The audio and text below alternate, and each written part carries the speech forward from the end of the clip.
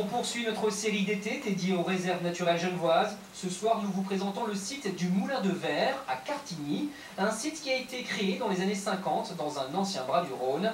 La construction du barrage de Verbois a permis d'en faire un biotope riche en faune et en flore. Nicolas Granger.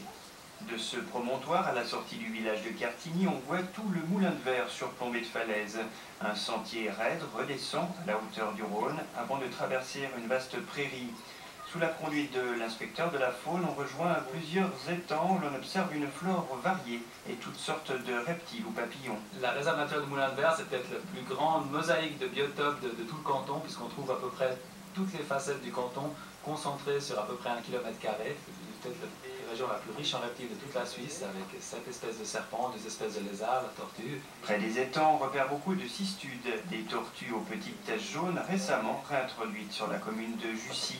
Elles font l'objet de recherches d'étudiants en biologie. On a plus de 300 individus qui se reproduisent, donc c'est vraiment la grande population. Et puis dans tous les autres endroits de Suisse, elle a disparu. Celle-là, elle fait 15,2.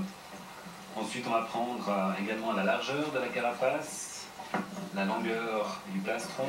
En tant que réserve, le Moulin de Verre est une zone protégée, mais qui n'empêche pas aux curieux d'emprunter des sentiers spécialement aménagés.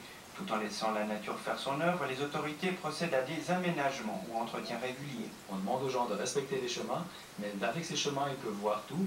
Et ils sont sûrs que les animaux qu'ils voient ne sont pas dérangés par d'autres, puisque si tout le monde joue le jeu, il y a vraiment l'occasion de se faire plaisir. Vu la petite taille des milieux, on est obligé d'intervenir, autrement la forêt finirait par tout envahir. Donc il y a quand même des travaux d'entretien ciblés, des fauches à certains moments, des fois on doit recreuser un étang. Pour la petite histoire, le Moulin de Verre était, comme son nom l'indique, parsemé de moulins d'agriculteurs jusqu'à la fin du 19e siècle.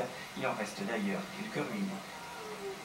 Voilà, c'est la fin de ce journal de l'été. Merci de l'avoir suivi. Toute la rédaction vous souhaite une excellente soirée et à demain.